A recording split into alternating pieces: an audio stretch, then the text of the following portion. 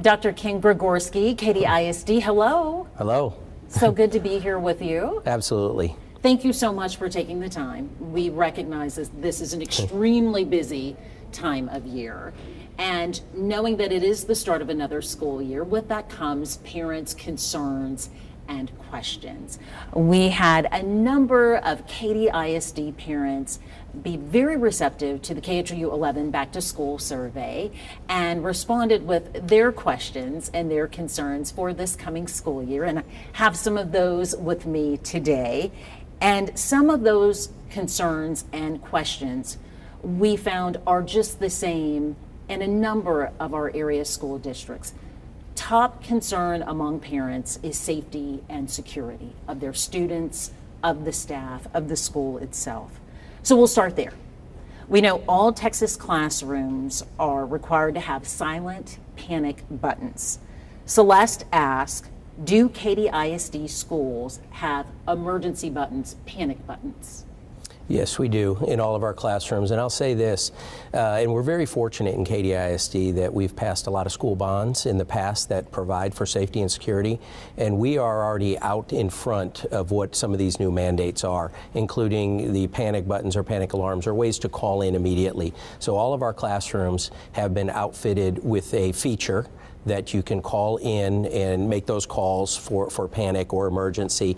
And all of our staff, when they return, as they are back now, are receiving training on how those systems work. And a lot of those requirements you were saying you're ahead of, those are related to House Bill 3, I assume. Correct. And I would go on to say, you know, the Texas School Safety Center sends out what they believe are best practices, and we've always met and exceeded those best practices. And now with House Bill 3, there are new practices coming in as well. A follow-up question from Celeste and a number of other parents who also want to know about officers. They ask, will there be law enforcement at the school every day? Yes, for most of our schools. So we've got a system in place that places our police officers. We have our own police department in Katy ISD, and we have officers at our high school and junior highs for our secondaries. So we're in a process right now, based on House Bill 3, of moving towards getting the requirements in place for elementary. Mm-hmm. How many of those elementary campuses are without, I'll call it a permanent officer, meaning someone who reports to that specific campus every day? Yeah, so right now we've had a system in place that's worked for us for our elementary schools. We have 46 elementary schools, and we have an officer assigned as what we call a rover system, where they would be at 2 to 3 elementaries every day, and that's their kind of pod that they work throughout the day. So they're covering those campuses by having a roving officer rotating throughout the campus? Yes, for the start of the school year. What other new security upgrades have been made at campuses? Yeah, the two biggest that we're working on right now, or I'd say 3 with the panic alarms that you had mentioned in there. But we also have, as part of House Bill 3, the what you would call a bullet-resistant type covering on the glassware, which is in the works right now for all of our buildings for those exterior windows. And the other one is the numbering system. The state of Texas is going with a standardized numbering system on the exterior doors and windows. So when first responders show up, every school is numbered the same way. So we're going through those 2 steps right now. Another parent wants to know, what is the district doing to ensure that our kids will be safe from gun violence? So what are we doing? We actively train. We train our teachers, we train our students, and we put systems in place where the kids are learning the lessons in the classroom, and we've shown that to be effective for the kids to be safe and for our teachers to know what to do in certain emergencies. Speaking of guns, April, a parent from KHOU, expressed her concerns with us. She wrote, I would like to know what the district is planning to do regarding KHOU. There were several incidents regarding gun threats as well as off-campus activities resulting in criminal activity. What's being done to improve the situation this year at KHOU? Yeah, at KHOU. So any of our schools that we may see a need for police officers or a police presence, we have those officers on the campus, which we've had for a long period of time. Going along with safety in our schools, I will mention this one, that we did a large-scale exercise this summer, which was an active shooter exercise, and it was in partnership with our school district, but also Department of Homeland Security, Fort Bend Emergency Management and Safety, and we are training people to be ready for any incident that could happen in the future, including anything that could happen at KHOU or any of our high schools. Whether it's a intruder, or it's a student as well. Yes. The response to that. How do you plan to address the rising incidents of violence and disruptions in the classroom? Another parent asked. Yeah, I'd need a little bit more specific information on that about a rising disruption and at what campuses. But we look at data every year. At the close of the year, the campus looks at behavior data. They also look at academic data. And then they sit together with their campus action teams and put plans in place for the school year. And if there are things that they should be addressing for student behavior, they put action plans in place. They do a needs assessment, and they address those issues each school year. A number of districts and therefore a number of parents have been documenting and seeing fights on campus. How many fights between students were there last school year? Do you have any numbers for those? I don't have the number memorized on the actual figures of that, but tracking data over time, we're seeing from 2 years ago. Well, let me back up and start with, since the pandemic, we've seen a rise like everybody else in student behaviors coming out of that pandemic. A lot of it is mental health issues, things we're focusing on in the district. But we have seen when it comes to something like fighting or that type of behavior that you mentioned there, that at the high school level from 2 years ago to last year, we're seeing numbers trending down. But at the elementary level, we saw a little bit of an uptick. And I think that's getting your earliest learners back into school and understanding what goes on in school and trying to train them up in what we expect in Katy ISD. It's interesting because so many people we've talked to, when we talk about fights, they talk a lot about social media, but you bring up something very important in talking about mental health and the state of the mind that the students are in. Can you elaborate on that a little bit more? Yeah, we've put some teams in place over a period of years here where we have mental health crisis teams that will support our kids and our families. So if something is going on that might be beyond what the average student might be going through, we help those parents connect with resources in the community, and we work in partnership, and it's the school, it's the parent, and the community centers that would come together to work with a kid who might be in crisis or need. Back to students perhaps misbehaving and not acting according to school expectations. Another parent asked, how will you ensure safety in schools and give teachers and administrators power to enforce rules and behaviors inside the classroom? Certainly. We've got 75 campuses, okay, so each campus is going to be a little bit unique and different, but they all go by the same guidelines. We have a district management plan that every student in Katy ISD and every school is required to follow, and that's a board-adopted plan. So we expect everyone to follow the expectations, whatever it may be in terms of student behavior and discipline that's in that plan. This is an issue we're seeing plenty of questions about from the north side to the south side to our school districts out in the west, vaping. How will you discipline for vaping? Catherine wants to know, do you foresee an overflow at the alternative school for cracking down on vaping? Yeah, let's talk a little bit about vaping, because that's not a problem that's new to schools in the last year or two. It's been around for a while. So a few years ago, we went to tackle this, and we changed some of our standards where the first time vaping, that we would get you some help and some assistance and try and get you to stop the behavior. That's the key there. But on the second one, we would send you to the alternative school. You had kind of first chance. Second one, you'd go to alternative school. The state has since changed that, and if you've been interviewing schools and superintendents, the state has now said that the first vaping offense, that you have to go to the alternative school. So we've already started that communication with our families that they are now going to have to get used to a new system that's in there. But the priority is always going to be, if the kid is going to vape, that we take steps to try and educate that kid and that family, try and get them to change that behavior. But they will have to take the consequences outlined by the state of Texas. Try to prevent it in the first place. Absolutely. Okay. Katy ISD is a growing school district with an expanding student population. Are there overcapacity campuses here in Katy ISD?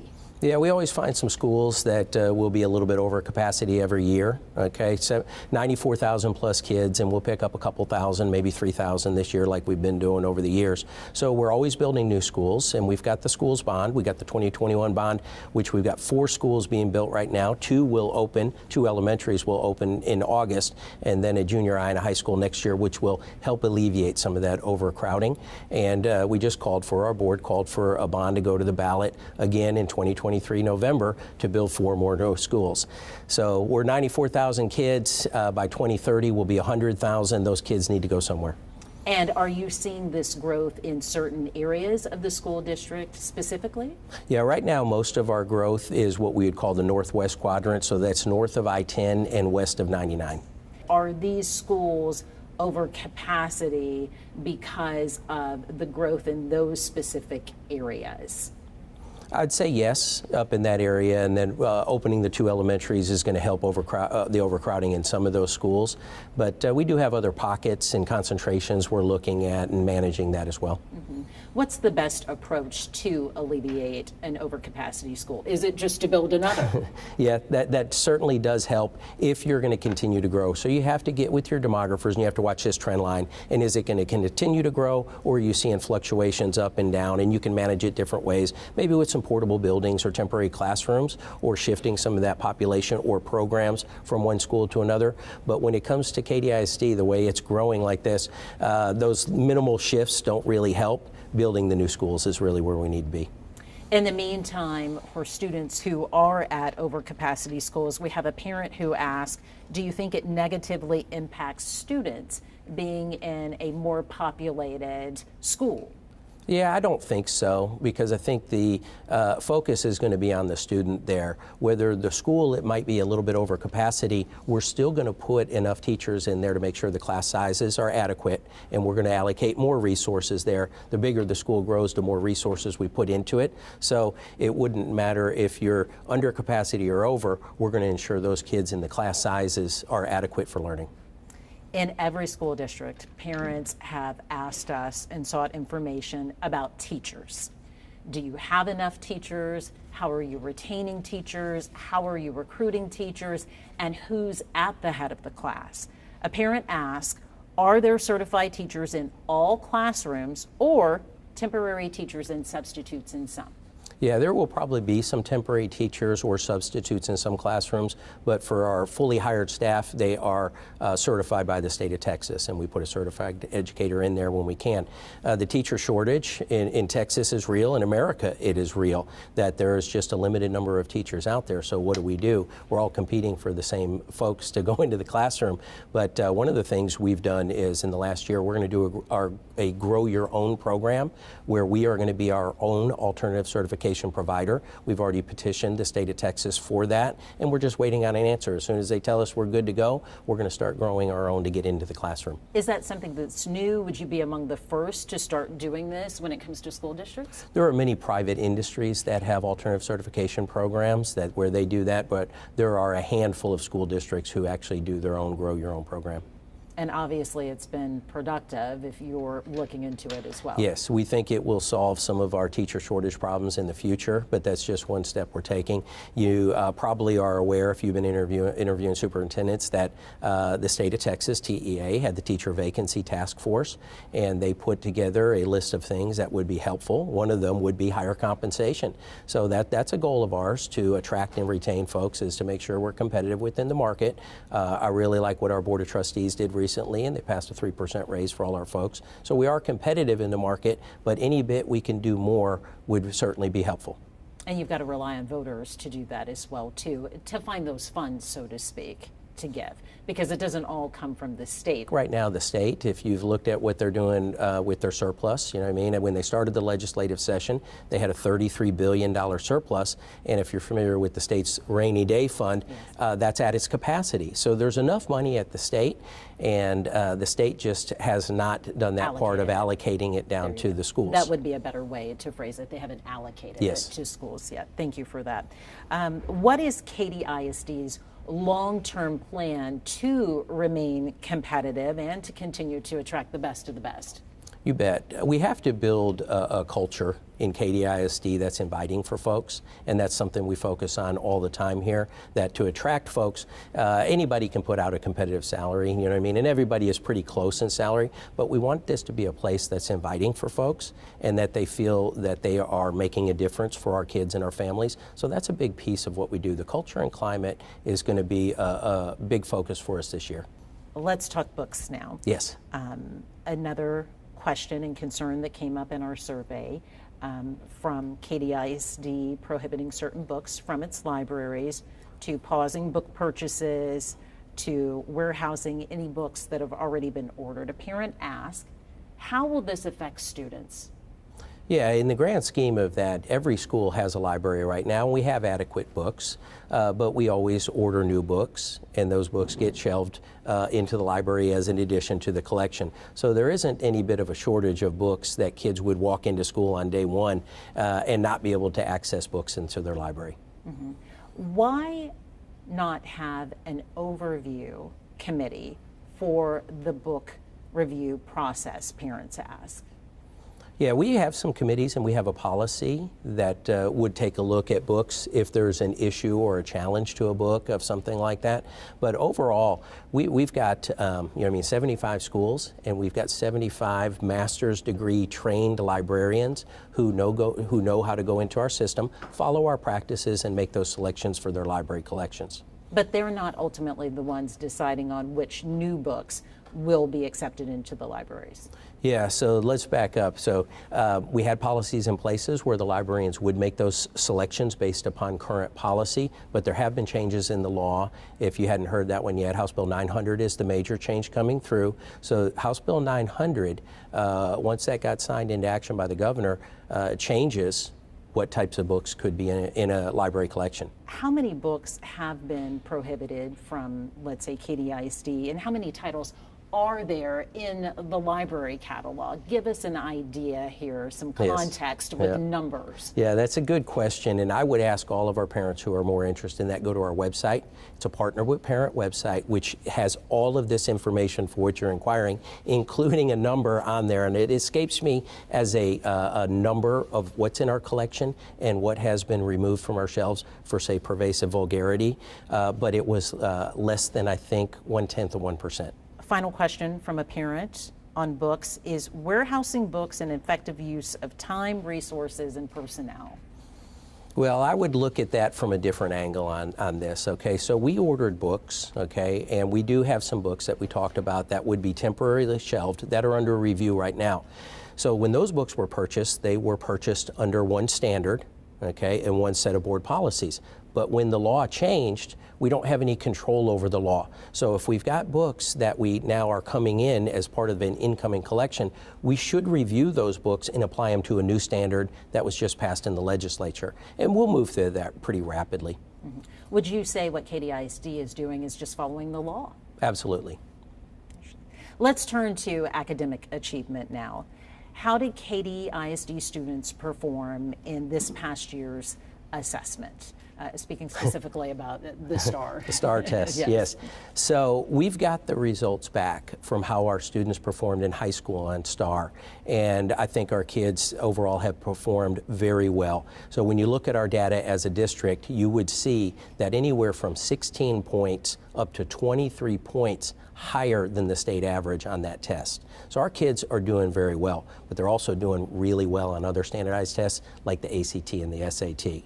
But in regards to our students that are not high school students, our scores for our 3 through 8 have not come in yet from the state of Texas, and we're still waiting on those. We think we're going to get them any day now. So I can't tell you how our kids performed until TEA releases that data. How do you think those test scores, and I know a lot of parents say, oh my goodness, it's not just about the tests, but how do you think those test scores speak to the academic reputation that Katy ISD has? Yeah, I think our kids have always performed well on standardized tests, whether it be STAR or any other type of standardized test. And the education we provide these kids, I believe, is world-class every day. And if parents send their kids to our schools, I think they're going to figure that out beyond just the STAR test. They're going to see it in so many other ways that their kids are learning and growing in our schools way beyond a one-time test. Near closing here, what's the biggest challenge ahead of the district this school year? Yeah, I think one of the biggest challenges is the school finance issue. I'm still very concerned about that. We get funded. One of our biggest parts of Tier 1 funding is something called the basic allotment. Okay, the state has not changed the basic allotment since 2019, and there's something out there, and it's called inflation. So when you think about inflation, but you think the dollars flowing into schools from the state of Texas hasn't changed since 2019, that is a real challenge. We want to provide everything to our kids and families and all these programs, and they are wonderful programs, but they all have a cost to them as well. And if we can't keep up with inflation with the dollars that flow down from the state, it makes it a real challenge to keep on providing those opportunities for kids. How do you get movement there? How do we get movement there? What I would encourage, and I've been encouraging, is for our folks to talk to their legislature. Call your elected officials, email them, let them know that you're watching what's happening with public education, and are they willing to do that? They could reach out to the governor. They could ask the governor to call a special session on school finance and see what the state could do. You got to remember, the state is still sitting on a surplus of dollars that could help public education. We've talked about the biggest challenges. Let's talk about what are you excited about this year within the school district, and what gives you hope? Yeah, I think everything we do here, when I go visit the schools and I talk to the staff, and they're so excited to come back. For someone like me who, I love public education. I've been doing it for over 30 years. I love the job I have. And when we open up school next week for our kids on Wednesday, and I'll be in the schools, and that's like Christmas for me. It's just so exciting to see kids coming into the schools. I'll go see our 2 newest schools open their doors for the first time, and you just see the smiles on those faces, and you see the teachers, and it's just going to be a fantastic year. What's your best advice for students this year? I would say best advice for students, just do everything you can do. Be part of it. Come in and embrace what we have to offer and enjoy school. It's just a fantastic place to be.